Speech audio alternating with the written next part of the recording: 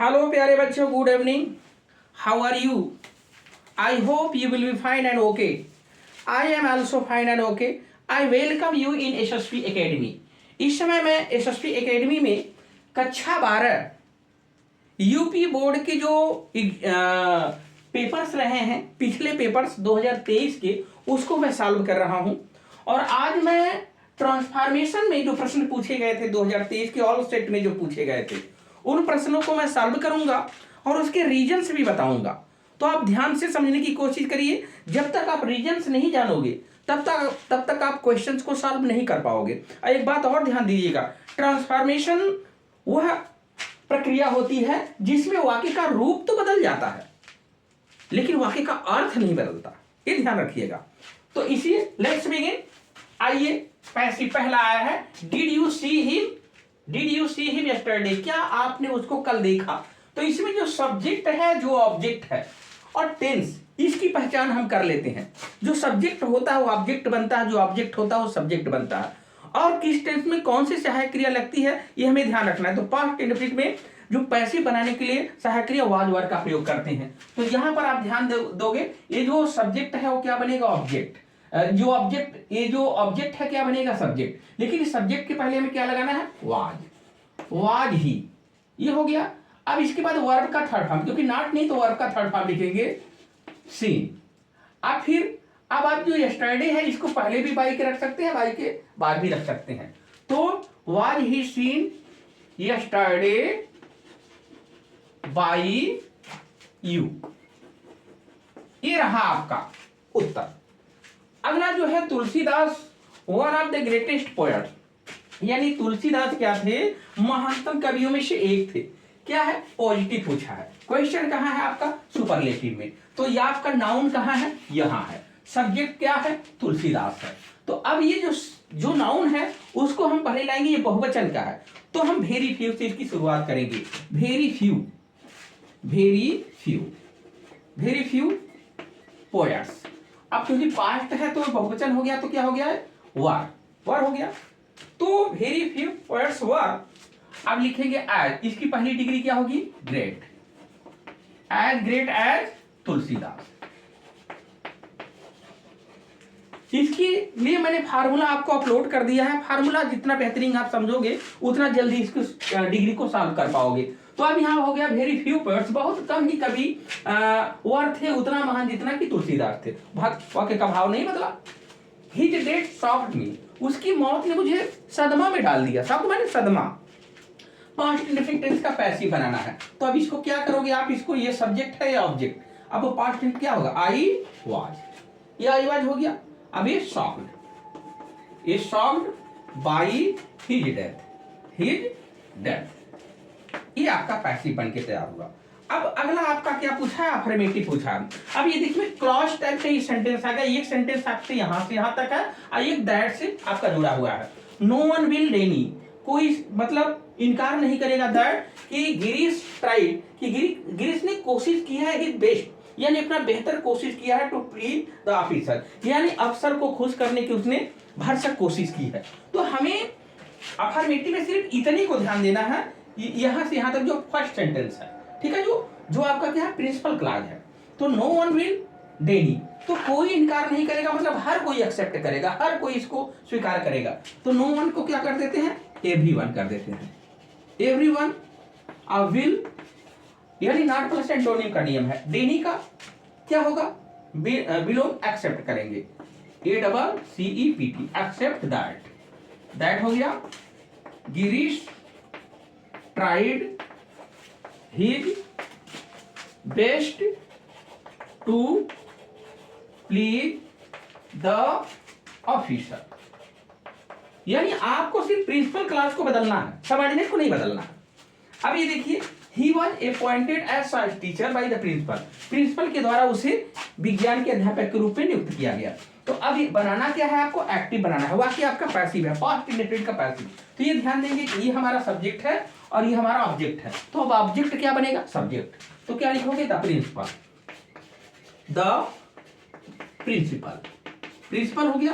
अब past indefinite का जो साधारण वाक्य होता है उसमें वर्ब सेकंड फॉर्म में होता है। तो ये क्रिया आपकी सेकंड फॉर्म में, इसको करिए। APPOINTED। अब यहाँ वाज के साथ लगा था तो थर्ड फॉर्म है, और वाज हटा दोगे तो सेकंड फॉर्म माना जाएगा। ठीक है। द प्रिंसिपल अपॉइंटेड, किसको अपॉइंटेड? उसको अपॉइंटेड ही। क्या अपॉइंटेड किया उसे? As a science teacher, as science SCIENC science teacher, यानी प्रधानाचार्य ने उसे विज्ञान के अध्यापक के रूप में अपॉइंट किया, यानी नियुक्त किया। अब ये देखिए she is too fat to run.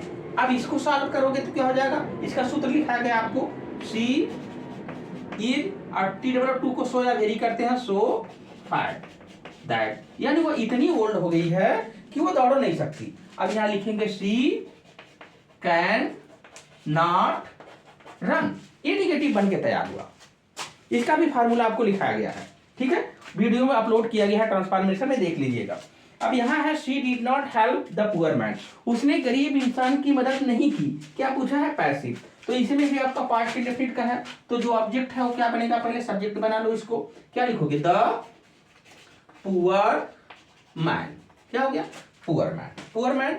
अब पुअर मैन क्योंकि पास्ट इंडेफिनिट है तो पास्ट इंडेफिनिट की पैसिव क्या कैसे बनती है? वाज वर्ड से। क्या हो गया आपका? वाज। वाज अब हो गया। फिर क्या लिखेंगे? नॉट। अब वर्ब का third form helped, HELPED, helped by her. ठीक है, ये बाई है। इसका मतलब होगा कि गरीब जो, यानी गरीब इंसान जो है उसके द्वारा गरीब इंसान की मदद नहीं की गई। ठीक है, तो अब नेक्स्ट जो एग्जांपल्स है उसको भी आपको सॉल्व करके मैं बता रहा हूं। ओके, हाँ तो प्यारे बच्चों अब नेक्स्ट क्वेश्चन आप देखेंगे कि 2023 की ट्रांसफॉर्मेशन में जो प्रश्न पूछा है यहां पर 8वां, complete this work at once, यानी इस कार्य को तुरंत पूर्ण करो। ये ब्रिटिश सेंटेंस है, इसमें छिपा हुआ करता यू है, आपका ऑब्जेक्ट क्या है? This work. ये दो तरीके से बना सकते हैं, लेट से भी बना सकते हैं, यू आर ऑर्डर्ड से भी बना सकते हैं। तो ये देख लीजिए आपका पहला लेट से, लेट फिर इसके बाद सब्जेक्ट हो जाएगा दिस वर्क, ये हो गया दिस वर्क। अभी दिस वर्क के बाद क्या लगता है? बी। वर्क का थर्ड फॉर्म क्या हो जाएगा? कंप्लीटेड। कंप्लीटेड, ये कंप्लीटेड हो गया। एट वंस को जोड़ दो इसमें, एट वंस बाई यू। अब बाई यू कहां से? यहां छिपा हुआ था, अंडरस्टूड। या तो इसको आप ऐसे भी कर सकते हो, आर करके यहां भी बता दे रहे हैं आपको, you are ordered to complete this work at once.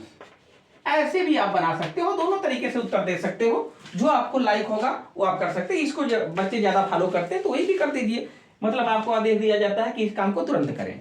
ठीक है, अब यहाँ पर ये आपका he was beated severely by his mother, वो अपनी माँ के द्वारा बुरी तरीके से पीटा गया। तो ये आपका पैसिव वाक्य है, पास्ट इंडेफिनिट का पैसिव है, एक्टिव पूछा गया है, तो पहले उस सब्जेक्ट को लाइए। क्या हो जाएगा यहाँ पे? His mother. अब हिज मदर पास्ट इंडेफिनिट का सेकंड फॉर्म बीट होता है, बीट बीट बीटेन। ठीक है, अब ये हो गया बीट, ये बीट, क्योंकि सेकंड और फर्स्ट बीट का एक समान रूप रहता है यहाँ पर। तो हिज मदर बीट, अब किसको? हिम, उसको पीटा है सिवियरली,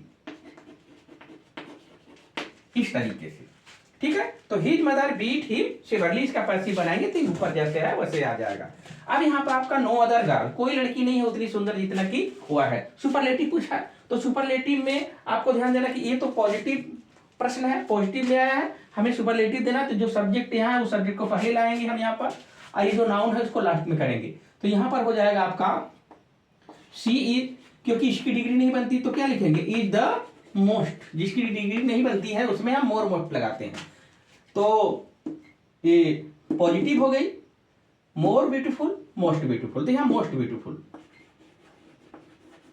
ब्यूटीफुल गर्ल, ये आपका सुपरलेटिव बन गया, यानी वह सबसे सुंदर लड़की है। अब यहाँ पर आपका Jammu is not so hot as Delhi, ये कंपैरेटिव है। तो अब यहाँ कह रहा है कि जम्मू क्या है? दिल्ली से कहीं ज्यादा, मतलब जम्मू उतना गर्म नहीं है जितना कि दिल्ली। तो अब यहाँ पर हमें कंपैरेटिव बनाना, याद रखना नो अदर वेरी फ्यू वाला नियम मत लगाइएगा। जब दो नाम का या दो नाउन का आ जाता है तो हम पॉजिटिव और कंपैरेटिव में सिर्फ चेंज कर पाते हैं, सुपरलेटिव नहीं हो पाता दो का। तो यहाँ दो नाम दिया गया है, तो यहाँ हो जाएगा आपका कंपैरेटिव में जाना है तो क्या हो जाएगा? दिल्ली इज हार्टर देन जम्मू, यानी दिल्ली जम्मू से कहीं ज्यादा गर्म है। अब यहां पे हु कैन डू इट, एक मॉडल ऑक्सिलरी का पैसिव आपसे पूछा है, हु कैन डू इट, कौन इसे कर सकता है? तो हु को क्या करते हैं, बाय हुम करते हैं। क्या करते हैं, बाय हुम। फार्मूला मैंने दे दिया है, कैन। अभी सब्जेक्ट जो है, ये जो ऑब्जेक्ट है क्या बनेगा, ये सब्जेक्ट बनेगा। क्या बनेगा, वो सब्जेक्ट बनाओगे, उसको आप क्या बनाओगे, तो by whom can it, model auxiliary में बी लगाया जाता है, बी, और फिर क्या हो गया, ये डन। ठीक है, यानी हु कैन डू इट, कौन इसे कर सकता है, तो by whom can it be done, ये किसके द्वारा किया जा सकता है, तो ये ध्यान रखेंगे। अब यहाँ Kolkata is the biggest city in India. अब ये क्या है, किस में प्रश्न किया है, सुपरलेटिव में। अब बनाना क्या है, कंपैरेटिव। अब हमारा ध्यान देंगे कि जो कर्ता कंपैरेटिव में होता है वही कर्ता सुपरलेटिव में होता है। तो अब यहाँ सीधा इसको ले जाएंगे हम,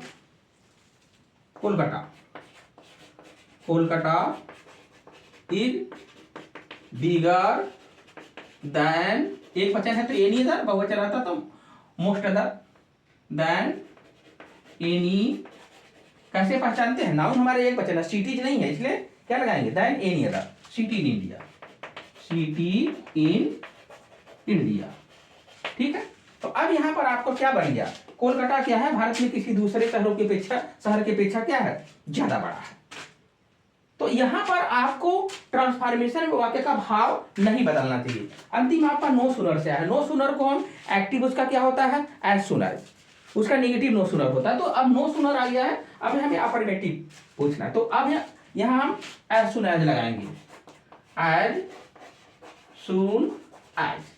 अब अफर्मेटिव बना रहे हैं तो अब ये डीड हमारा खत्म होगा, द ट्रेन, ये ट्रेन हो गया, वर्ब का सेकंड फॉर्म हो जाएगा, स्टॉप्ड।